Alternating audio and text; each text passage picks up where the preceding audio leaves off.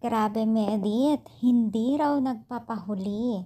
So, kita naman po natin dito. So, bago natin ipagpatuloy ang ating pag-support today's video, kung bago ka pa lang sa aking channel, please subscribe po, like, and pakit na rin po natin guys ang notification bell upang ma-update po tayo tuwing ako po nag-upload sa mga viral and trending video.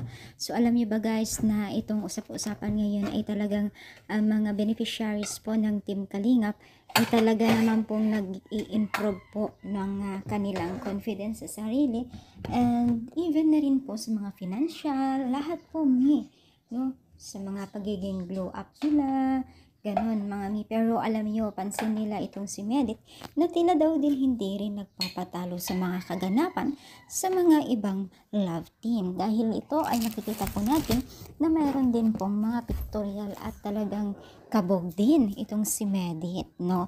So maraming nagsasabi na hindi rin nagpapahuli daw itong si Medit sa Team Kalingap o love team ng Team Kalingap. As you can see naman, di ba mga mi? So, kung meron man o ganito man, masaya tayo dahil syempre kahit wala na itong si Medit sa Team Kalingap, ay nandun pa rin po yung karisma na idinulot o ibinigay o iniwan ng Team Kalingap or nadala niya, di ba?